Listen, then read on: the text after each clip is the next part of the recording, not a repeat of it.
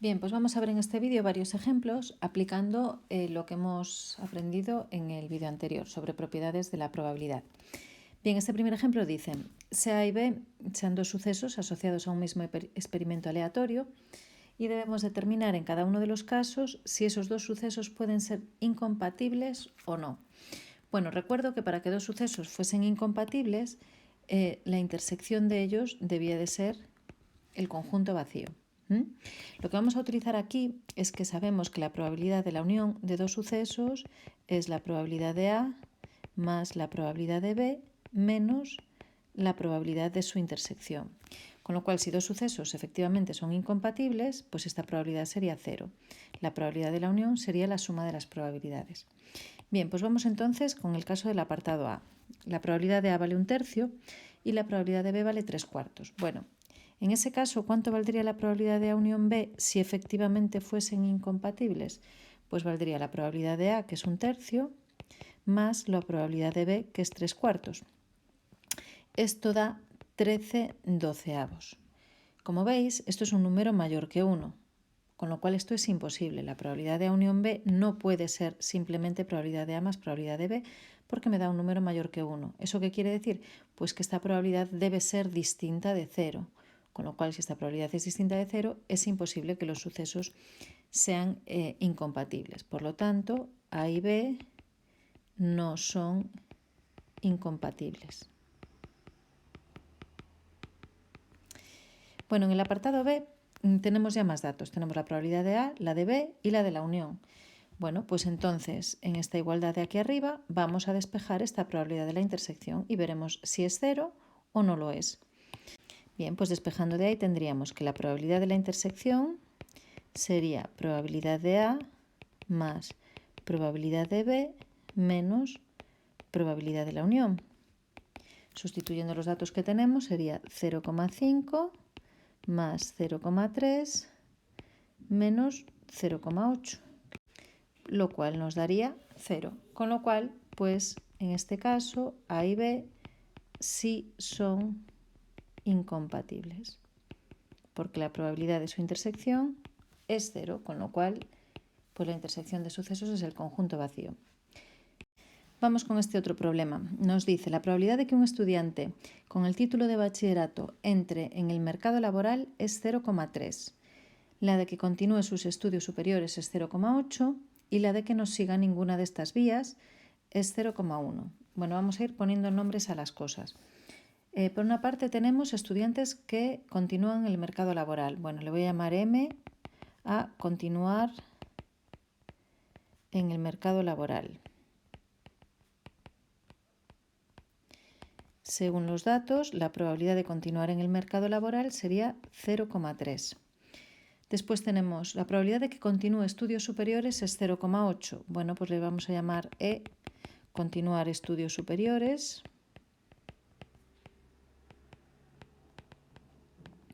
Esta probabilidad es entonces 0,8. Y la de que no siga ninguna de estas vías. Que no siga ninguna de estas vías, lo que me están dando es la probabilidad de que no continúe en el mercado laboral y tampoco continúe con estudios superiores. Ese es el dato que me están dando, ni una cosa ni la otra. Esta probabilidad es 0,1. Bien, elegido al azar uno de estos estudiantes, calcula la probabilidad de que, apartado A, por lo menos siga una de las dos opciones, es decir, me sirve que continúe en el mercado laboral o que continúe estudios superiores. Es decir, lo que me están preguntando es la probabilidad de M unión E, mercado laboral o estudios superiores. Me sirve cualquiera de las dos opciones. Bueno, aquí podríamos pensar en utilizar la fórmula de probabilidad de la unión, de probabilidad de M más probabilidad de E menos probabilidad de la intersección. Pero conocemos las probabilidades de M y de E, pero no de la intersección. Así que ese camino pues, no nos serviría. ¿Qué es lo que tenemos que tener en cuenta? Fijaos, la probabilidad de M unión E es lo mismo que 1 menos la probabilidad del contrario. ¿Vale? Sabemos que la probabilidad de un suceso y la de su contrario suman 1. Ya que con la probabilidad de la unión, que es lo que me preguntan, no voy a ninguna parte, pues vamos a pensar en la de su contrario. A lo mejor esta sí que la podemos calcular. Y por las leyes de De Morgan sabemos que esa probabilidad sería, bueno, 1 menos probabilidad de M intersección, o sea, no M intersección no E. Esa es una de las propiedades que hemos visto, una de las leyes de De Morgan. Y resulta que este dato sí lo tenemos. Entonces esto sería 1 menos 0,1, o sea, 0,9 es la probabilidad de que siga alguna de las dos opciones. Vamos con la pregunta B. Me dice, siga estudios superiores y entre en el mercado laboral. O sea, quiero que se cumplan los dos sucesos a la vez. Por lo tanto, lo que me están preguntando es probabilidad de M y E, las dos cosas a la vez. Bueno, pues aquí hacemos como en el ejercicio anterior. Sabemos que la probabilidad de la unión es suma de las probabilidades menos probabilidad de la intersección y de ahí despejamos esto. Es decir, vamos a ver, lo que voy a hacer es lo siguiente. ¿Cómo calculo esto? Yo sé que probabilidad de M unión E es probabilidad de M más probabilidad de E menos probabilidad de M intersección E. Esto es lo que voy a despejar, ¿vale? Y es lo que voy a poner aquí. Probabilidad de M intersección E es, por lo tanto, la probabilidad de M más la probabilidad de E menos la probabilidad de M unión E. La probabilidad de M unión E es justamente lo que calculamos en el apartado anterior. Así que esto sería 0,3 más 0,8 menos 0,9, o sea, 0,2. Es esa probabilidad de que siga estudios superiores y entre en el mercado laboral. Bien, vamos con el último apartado entonces. Probabilidad de que solo siga estudios superiores, es decir, probabilidad de quiero que siga estudios superiores, pero no quiero que entre en el mercado laboral, solo estudios superiores. Muchas veces estos ejercicios para resolverlos nos ayuda a hacer diagramas de Venn. Fijaos, yo puedo dibujar aquí el conjunto E de el suceso seguir estudios superiores y aquí el de entrar en el mercado laboral, ¿no? Aquí tendríamos el espacio muestral completo. Lo que me piden es la probabilidad de esto de aquí. Yo quiero que siga estudios superiores, pero que no entre en el mercado laboral.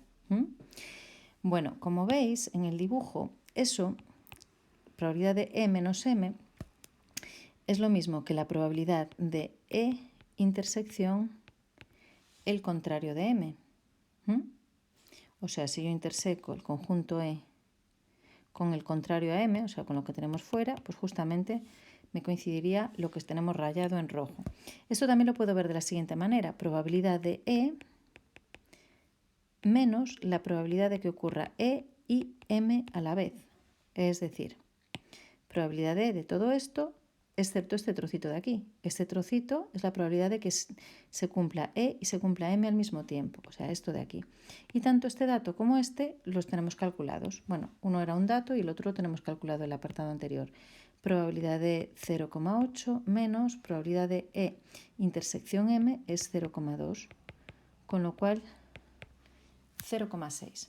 Bueno, ya veis que la dificultad de estos ejercicios es entender bien los datos que me dan y lo que me preguntan y traducir bien eso a los conjuntos con los que estoy trabajando.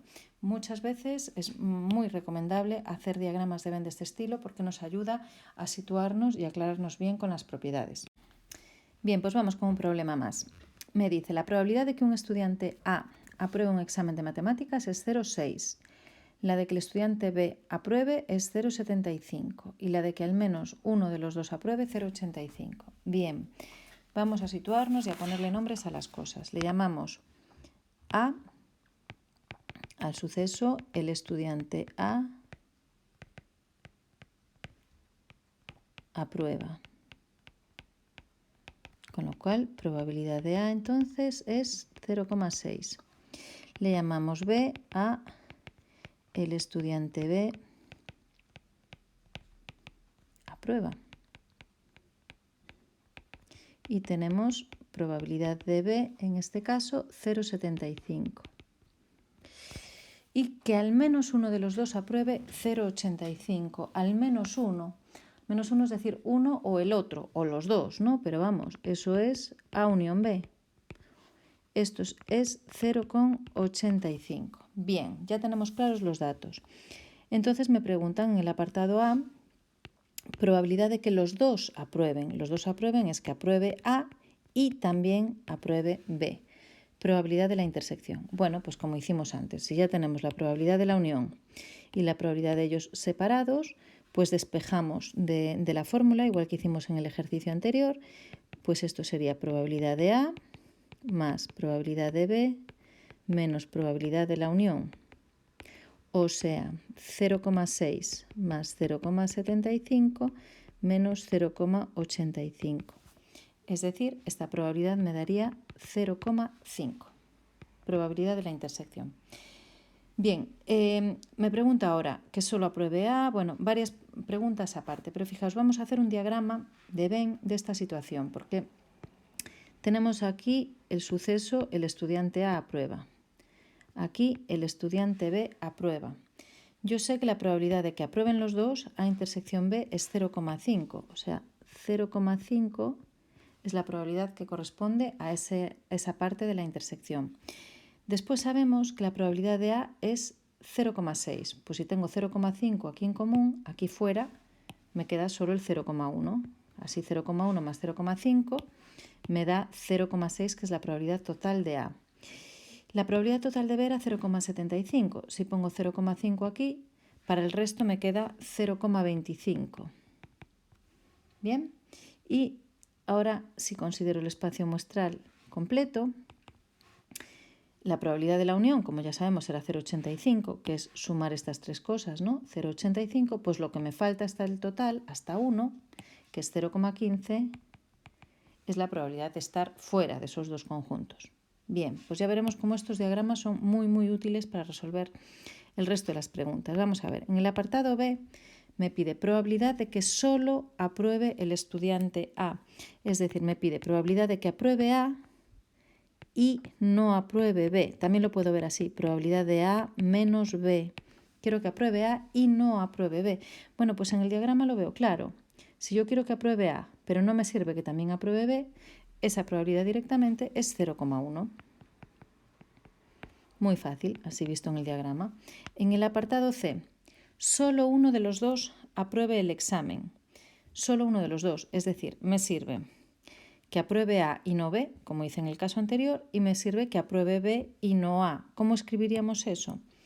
Pues sería la probabilidad de que apruebe A y no B, este caso me sirve, y también me sirve el que apruebe B y no apruebe A. Unión, cualquiera de esos dos me serviría.